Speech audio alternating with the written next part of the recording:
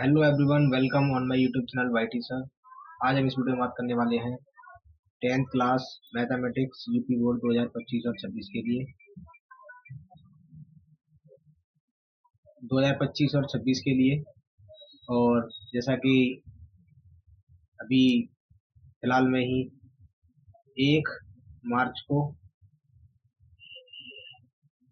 UP board 2025 का exam हुआ है।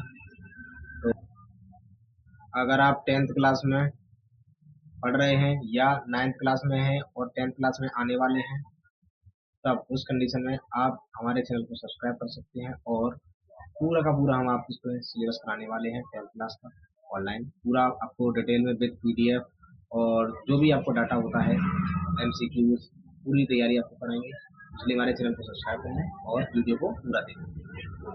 आज इस वीडियो में हम देखने वाले हैं सिलेबस के बारे में। ठीक है, सिलेबस देखेंगे और किस चैप्टर में किस क्या क्या चीजें आती हैं, क्या क्या चीजें हम पढ़ने वाले हैं, वो सारी चीजें इसमें डिस्कस करने वाले हैं। चलिए बिना टाइम वेस्ट किए आगे बढ़ते हैं, वीडियो को शुरू करते हैं। तो आज हम इसमें देखेंगे विषय सूची के बारे में। ठीक है, तो सबसे पहला चैप्टर है इसमें वास्तविक संख्याएं, दूसरा है बहुपद, तीसरा है दो चर वाले रैखिक समीकरण, चौथा है द्विघात समीकरण, पांचवा है समांतर श्रेणी, छठवां है त्रिभुज, सातवां है निर्देशांक ज्यामिति। आगे और चैप्टर है, चैप्टर नंबर 8 आता है, वो है आपका त्रिकोणमिति। ये आपने अभी तक नहीं पढ़ा होगा, 9th क्लास में नहीं है। ये आता है आपका त्रिकोणमिति के कुछ अनुप्रयोग, जिसमें हम हाइट एंड डिस्टेंस के सवाल सीखते हैं। ठीक है, अच्छा। और उसके बाद आता है व्रत। ठीक है, उसके बाद आता है व्रत से संबंधित क्षेत्रफल, इसमें प्रच्छखंड वगैरह आता है, काफी सारी चीजें होती है। और इसके बाद आता है पृष्ठीय क्षेत्रफल और आयतन, उसके बाद आता है सांख्यिकी, उसके बाद आता है प्रैक्टा। तो ये तो हो गए चैप्टरों के नाम। अब आगे हम देखेंगे किस चैप्टर में हमें क्या पढ़ना है।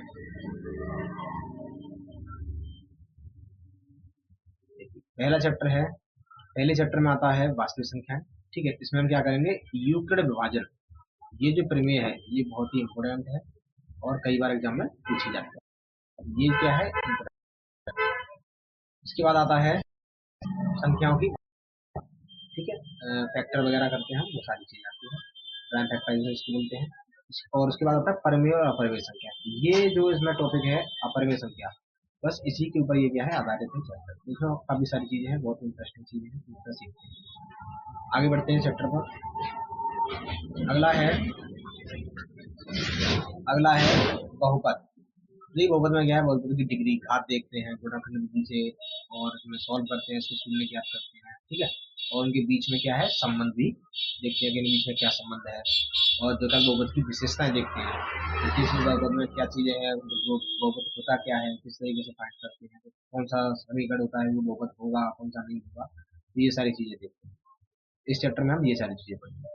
अगला चैप्टर आता है आपका दो चर वाले रैखिक समीकरण योग। इसमें सीखते हैं हम दो चर वाले रैखिक समीकरणों को हल करने की विधियां।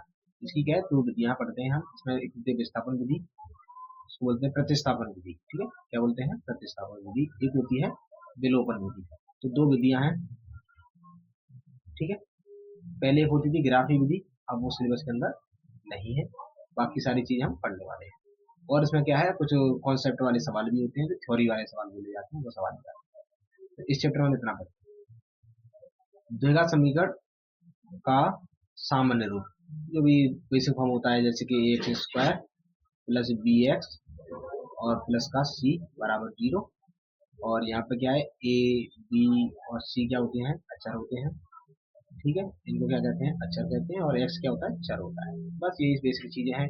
गुणनखंड विधि से इसको सॉल्व करना, मूल ज्ञात करना और मूलों के बीच में संबंध ज्ञात करना। ठीक है, क्या संबंध होता है। और द्विघात समीकरण के हैं श्रीधराचार, क्या कहते हैं, श्रीधराचार का फॉर्मूला। तो ये सारी चीजें इसमें पढ़ेंगे। अगला चैप्टर आता है समांतर श्रेणी। तो ये समांतर श्रेणी क्या है, नया चैप्टर है, अभी तक ये बच्चों ने नहीं पढ़ा होता है, 9th क्लास में नहीं पढ़ते हैं, तो ये पढ़ते हैं 10th क्लास में। तो ये क्या है, एन बी पद का फॉर्मूला। इसमें कई सारी चीजें होती हैं निकालने के लिए, पहला पद क्या होता है, और कार्बंतर क्या होता है, और अंतिम पद क्या होता है, एन पद का फॉर्मूला क्या होता है, तो एन पदों का योगफल निकालना, योगफल से एन पद निकालना, ये सारे फॉर्मूले आते हैं इसके अंदर। तो कई इंपोर्टेंट टॉपिक भी है, जो कि एग्जाम में पूछे भी जा चुके हैं कई बार। तो ये सारी चीजें पढ़ेंगे चैप्टर नंबर 5 के अंदर। अगला आता है त्रिभुज।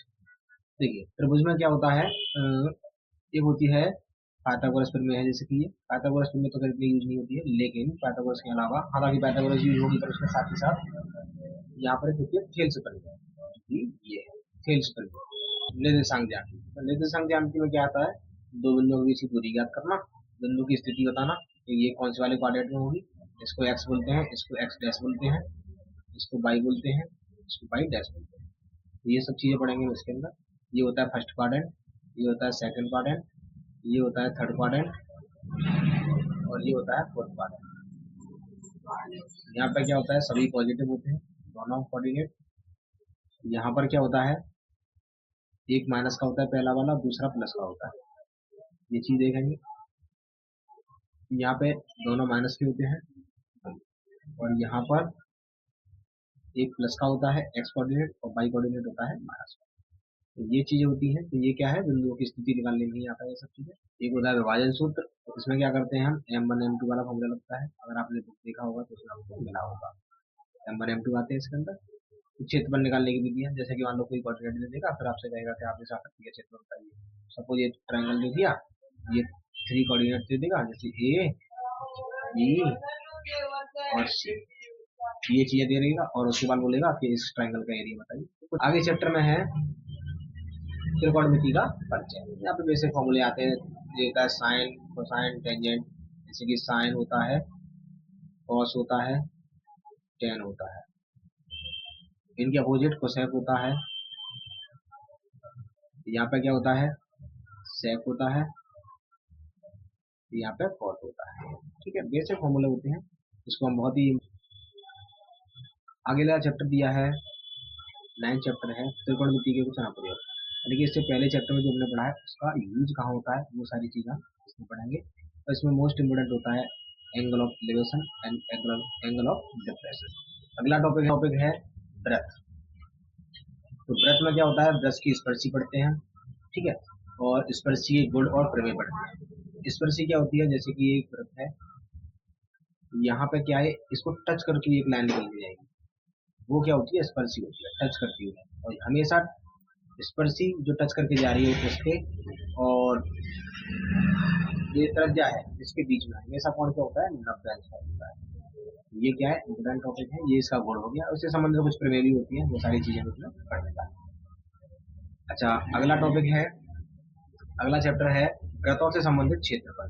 व्रत संबंधित क्षेत्रफल क्या होता है, कुछ नहीं, बस ये व्रत है,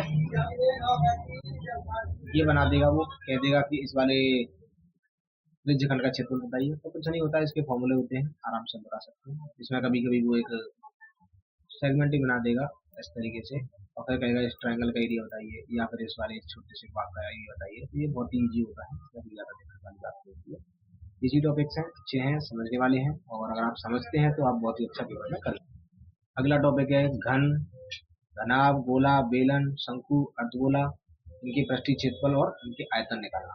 तो ये कुछ नहीं है, बस बेसिक फॉर्मूले होते हैं, फॉर्मूले बेस्ड पर क्या है, ये पूरा सॉल्व हो जाता है। और ये क्या है, इम्पोर्टेंट, ये इम्पोर्टेंट है, एग्जाम पॉइंट ऑफ व्यू से बहुत ही ज्यादा। इस बार भी 2025 में भी 6 नंबर में से क्वेश्चन पूछा जा चुका है, तो बहुत ही अच्छा क्वेश्चन होता है। कुछ कॉम्बिनेशन बना देता है, जैसे उसमें गोला जुड़ देगा, और गोले के ऊपर क्या है, सपोज अर्धगोला रखा हुआ है, इसके ऊपर क्या एक्सटेंशन बना दिया, इस तरीके से क्या है, कॉम्बिनेशन भी बना देते हैं। तो कॉम्बिनेशन के अंदर क्वेश्चन थोड़ा सा टफ हो जाता है, बट फॉर्मूले से निकल आता है।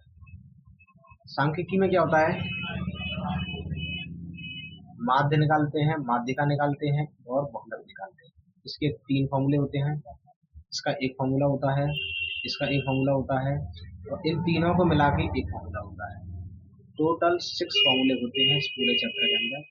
6 फॉर्मूले आप अगर याद कर लेते हैं तो ये पूरा चैप्टर बहुत ही ईजी है। तो बहुत ही ईजी है, ज्यादा कोई दिक्कत है नहीं। चलिए आगे देखते हैं। अगला है प्रायिकता।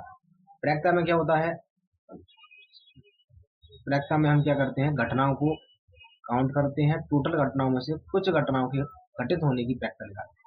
सपोज अपने पास ये क्या है, डाइस है, सपोज अपने पास ये क्या है, एक डाइस है।